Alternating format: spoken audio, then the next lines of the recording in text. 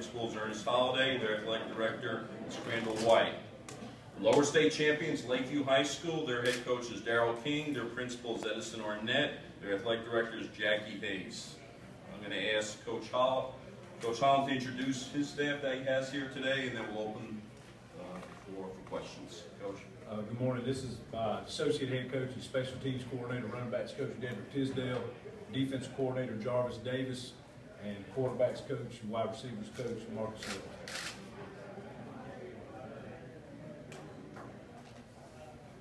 We just have each coach kind of talk about your season, you know, any adversity you faced during the year. You're in the finals, so you obviously survived it, but just if you could each just kind of talk about your season and your expectations and how you achieved it. It was a good year for us. Biggest thing was we managed to stay healthy throughout the year. We graduated 4 or 5 guys from last year's team that we weren't able to replace very well. We had 2 losses along the way to what turned out to be good football teams. Both of those games, we had every opportunity to win. Kicked a 47-yard field goal against us to beat us at Wade Hampton. If you're kicking 47-yard field goals in Class A football, that's something I don't have. And against Williston and stuff, we stayed behind the chains, penalties, and put the ball on the ground and stuff. But for the most part, our kids have done what we asked them to do. We knew we'd have a pretty good football team this year. We knew if we could hold on to the football and tackle well, fundamental things like that, we'd have a shot to be successful.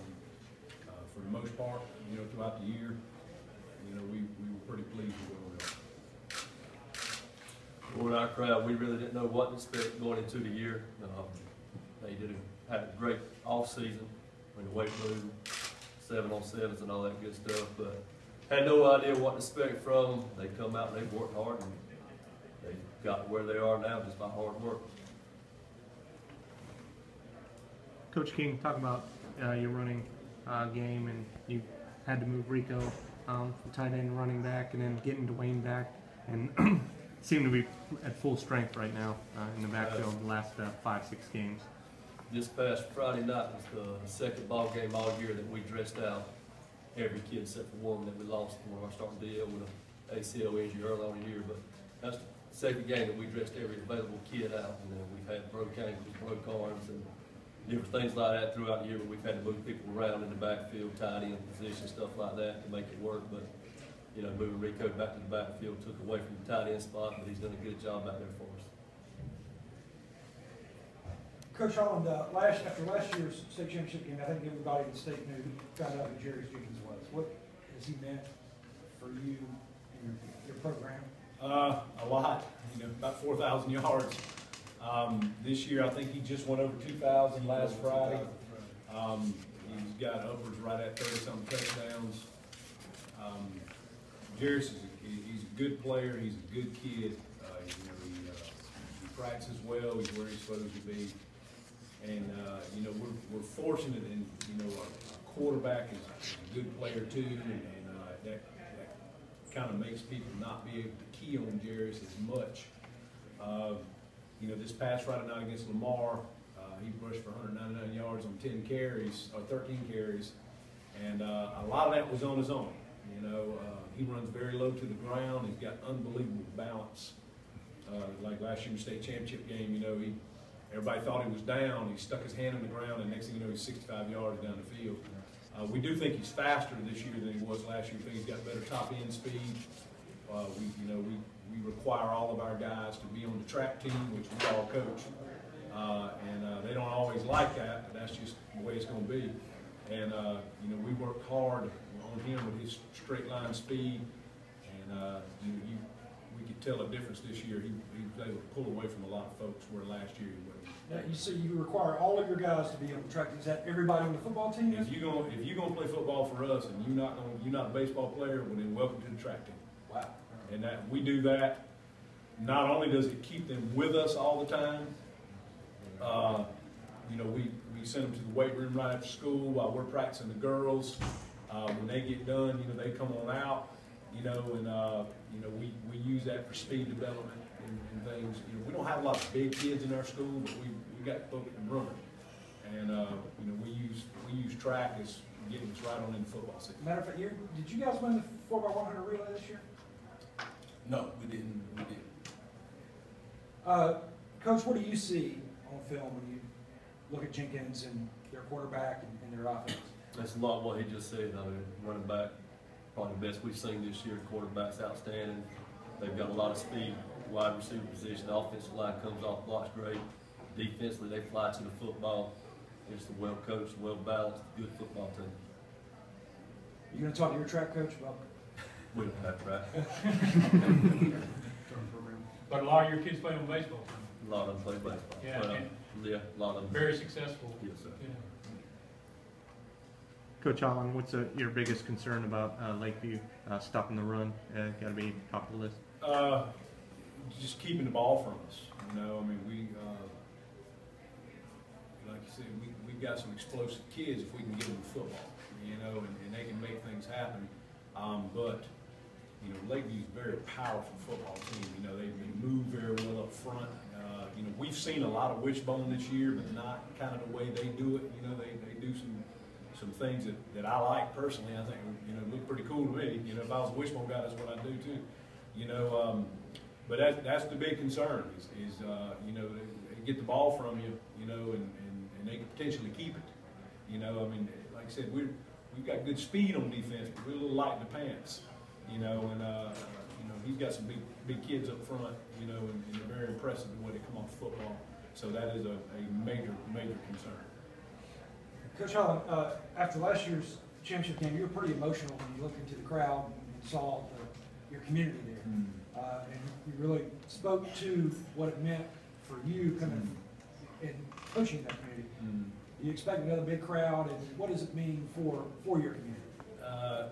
This is kind of hard to describe it. I mean, Friday night in Lamar, you know, there couldn't have been too many people left in Norway. You know, I felt like they were all there, and you know, the church buses, you know, head up, and it's just people lose sight of the fact of how small our school is. You know, I mean, we've got 174 kids. You know, and you know, when you take the band and you take the basketball all-stars, and then they go into the NBA, so they don't do anything but play basketball, which we don't have a lot of those. We got some. You know, when you take all that and you trickle down, and you look at what we got to work with as far as just numbers. I'm not saying quality of kid or anything like that, character or anything like that. I'm just saying numbers. And then you know, we go up there and we go into uncharted territory for us. You know, we've never won a second-round game. You know, and we go up there and win that thing, and you turn around and there's approximately 3,000 people sitting there from our small community. To me, that was pretty much what we do this for. You know, to give that community, you know, obviously Orangeburg County has its issues with employment and things like that. And, you know, to give our people something to smile about and go into the holidays, everybody's fired up. You know, they were already, Christmas time, you know, they were already talking about winning another one. I said, well, folks, let's just enjoy this one. These things are hard to do. So, it's very, it makes me emotional, you know. I mean, you know, we've definitely had a good time there, and our community gets behind that school, sometimes good and sometimes bad, you know, but they're going to be there. And I think last year, you know, after the game was over, I was driving through town, and they were all out and cheering at 4 o'clock in the afternoon on the street, you know, so that was pretty cool. What about your community in Lakeview? How's the support? What's it like? The sport's good. We have a pretty good crowd every week. They travel well with us wherever we go. You know, they kind of look forward to you getting to this game every year. It's kind of that's what they expect pretty much in Lakeview. Outside of that, you know, we've been well pleased with the crowds we've had all year long. The sport's been tremendous. Coach King, their expectations are high. I mean, right down the road, you got Dylan. But I mean, Lakeview has a rich tradition. You know, how does that play? How do you handle that? I mean, you've been there a while. But I mean, the expectations in Lakeview are playing in late November. Well, that's what we talk about. You know, you hear a lot of talk about winning region championships and stuff like that. Well, in Lakeview, you know, if you're not playing on Thanksgiving, the day after Thanksgiving, you haven't quite done what you're supposed to do as a coach and the team and everything. That's just the way people look at it there. So, I mean, every year we sit down with the players, and the first thing we talk about is, you know, it's not to win this game, that game, this game. You know, our goal is to ultimately be playing the day after Thanksgiving every year. Coach Holland, one stat that jumps out at me, your quarterback's 88 out of 110 passes. He's got to be a pretty good football player to do that, doesn't he? He does, and That's unreal. we don't throw it. We're not a 35-time-a-night throw it team, but what we are going to throw is high percentage stuff that we can just get the ball in the hands of somebody that can make somebody miss. He's a senior, right? He is a senior, correct. And, you know, we throw a lot of short stuff, you know, and when we stretch the field, it's going to be something that we know he's repped all week long, and he knows where that guy's going to be, and he knows where that defensive guy's going to be, and he knows the window he's got to throw it into. So, you know, and not only that, we're blessed with good wide receivers. I mean, they catch the ball, you know, we take a lot of pride in that in the summertime. You know, we take our little crew all over the state of South Carolina, you know, anybody we can find to throw 7-on-7 against. And Coach King, how do you stop that short passing game? Obviously, he's about 90% effective with it. It's going to be tough. I mean, you think about what they do out of the backfield, the running game, you've got to try to stop it, and then the next thing you know, they hit those passes out there, and then they do stretch the field. When they stretch the field, they got tremendous speed. They got kids that can run and catch the football. I mean, it's going to be a tough challenge. Coach King, talk about Rico Brown. We talked about this before, but starting off at tight end and then with the injuries, having to move in the backfield and just end up making north-south, and talk about his season and what he's meant for you guys. He's had a big turnaround. You know, this year going into the season, didn't know what to expect out of Rico. You know, he's played sparingly his first 2 or 3 years with us, and this year in the offseason, he just became another person, another kid. I mean, he was like a different person come out of him. And I told him going into this season, you're going to play tight end, you're going to have your hand on the ground on defense. You can either like it, but you're not going to play. He accepted it. You know, I think the reason he made north-south games because of his blocking ability at the tight end position. But it became a situation where a couple of our backs got injured earlier on. Dwayne, of course, we didn't get him back to the 6th game of the season. And our other starting running back broke his ankle against Dillon. So it just became a necessity. We had to put him in the backfield. And since we've done that, he's just, you know, had an outstanding year for us. Coach Holland, your 3rd year at HKT, playing for another state championship. Wanted to ask you, what's been the key to kind of turning that school into a consistent football program? I think we spend a lot of time with our kids. You know, we're out there when like I said, when we track to us is the beginning of football season, and we use that to get us on into 7-on-7 in the summertime. We spend the night out at school a lot in the summertime, you know, with our guys, you know, things like that. So we want to be able to. Our kids struggle with rides a lot of times, you know, and our kids are very humble about things like that. You know, we can eat bologna sandwiches for supper, and they're just happy as they can be. Everything's cool, and so is we out here playing football. So I think we spend a lot of time with them. I also think too, you know, we've got seniors, you know, Kalik and Walter Edwards and Greg Bowens.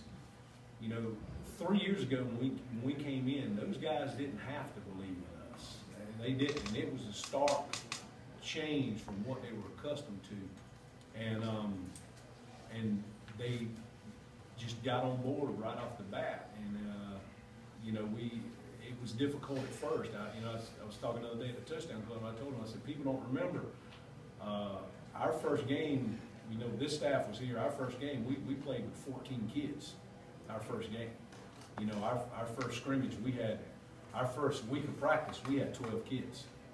And that was just because they were the 12 that were doing what we asked them to do. And then over time, people started kind of getting on board with it and everything, and everybody kind of understood, you know. But then again, too, I'll be the first to tell you, winning takes care of a lot of things. And people want to play, they want to play when you win. So, you know, we've been lucky. I've got, you know, great administrative support. You know, our athletic program is focused on winning ball games the right way. So I think that's what it is. You know, we spend so much time with them. We got good kids. We have our problems too, just like everybody else does. But you know, the time we spend with them I think they trust us more outside of football, and I think that makes a big difference. Coach King, you are coaching at a place you played. Dillon is about 13 miles away. Y'all are in the same school district. Talk to us a little bit about actually your days as a player and how much you were really invested in your program as a former player and now as a coach there. Well, like I said, I was fortunate to play there back in the early 90s, and we were fortunate enough to play for 2 state championships then graduated school, and lucky enough to start at the principal. Mr. Laird, the superintendent at that time, hired me back, and I was assistant coach under Joe McLaurin and Kenny Rogers, and I feel like I learned from 2 of the best right there as far as what they taught me and how they coached, how they related to the players, how they expected. I mean, everything, even when I played, when I coached with them, everything was discipline first. And that's where it all started. You know, we were lucky enough we played for a few state championships while I was assistant there, or still here. But I just learned a lot from those 2 men, and now, you know, we became Dillon District 4, and Coach Hayes has been very, very good to us. He, you know, always come around and ask if we need anything, what can he do for us and everything. And of course, you know, everybody knows about what they've had going on over the past 10 years, football-wise, just a tremendous powerhouse. So it's been it's been a blessing having him as an AD, and then having the support I have from our administration and everything. They care a lot about sports, especially Mr. Arnett being a former coach himself. He understands what we go through. He kind of leads us along when it's during our season, don't aggravate us too much, expects us to do our job a little bit, but he lets us coach. So you're running the same plays now that you ran in the early 90s, probably? Same system, same plays? Pretty much, pretty much. How many years were you an assistant, and how long have you been the head coach? 7, I think, as head coach, and 9 as an assistant.